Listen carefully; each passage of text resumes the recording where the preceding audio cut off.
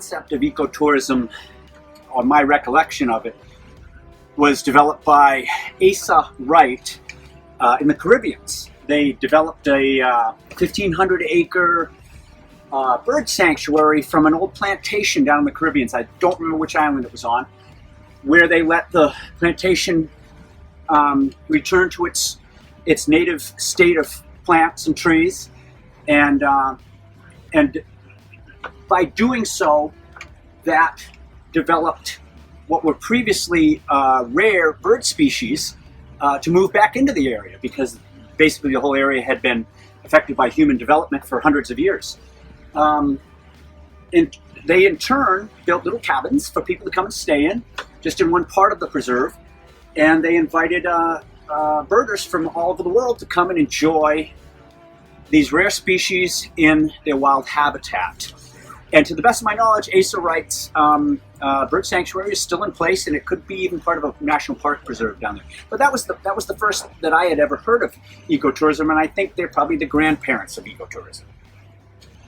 So the ecotourism business model to us is one where we take small groups of people into wilderness environments in a way that hopefully minimizes our footprint, our impact on those wilderness environments, on those wild places and those wild things. Here in Prince William Sound, we've got quite a bit to start with. We have the northernmost temperate coastal rainforest in the world, been relatively unlogged, have somewhat intact wildlife species. We've got a lot of marine mammals that are protected under the Marine Mammal Protection Act. We've got robust fisheries.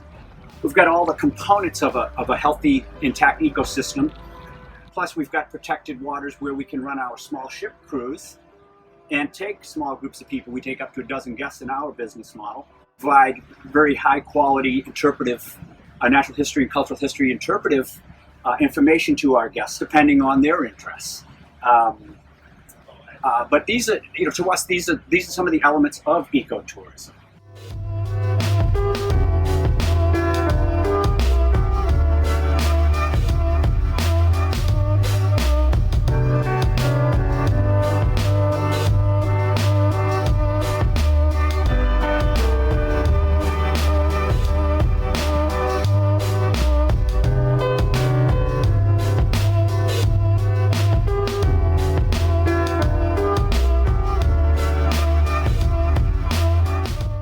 There aren't firm boundaries that you have to stay within. Sure, there's some things like hunting and killing of wildlife is counter to ecotourism. That's a hard, fast, I think, rule that needs to be understood. On the other side of the spectrum, you can get creative, and there's nothing to keep you from doing better and better and better if there's opportunities to do that. And as an example, many years ago, I'm going to say 10 years ago, I discovered that I could purchase carbon offsets that would be based on how much petroleum, how much fuel we burn, and how much carbon we emit in our day-to-day, week-to-week, month-to-month, and our annual operation of our ecotours. Since we can't put solar panels on our boat, there's certainly not enough surface area for something like that. We have to rely on diesel propulsion. We've got the most efficient engines that we can, the cleanest running engines that we can, that technology allows. But carbon offsets, by purchasing carbon offsets, we also can help fund other projects, wind generation projects, solar projects, in places like native villages in Western Alaska, or methane capture projects in dairy farms in Vermont.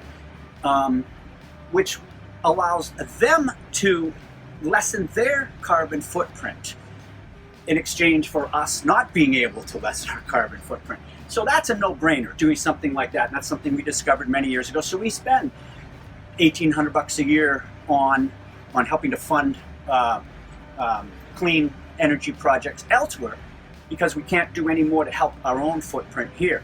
So there's something where, you can get creative about and help to make things, your footprint less.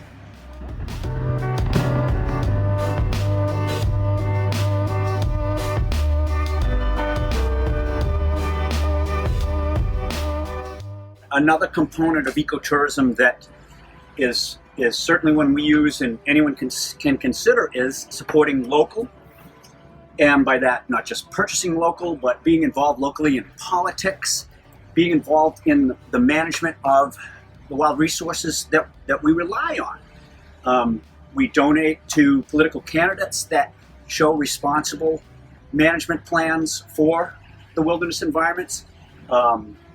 We're active in writing letters to local management on what our issues are. As a business operation, ecotour business operations dependent on wild places and wild things.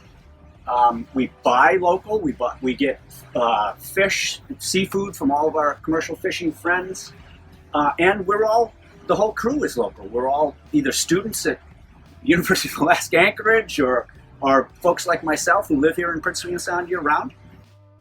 By supporting local, we help to influence the other people around, the other residents, to value the wilderness that is their backyard.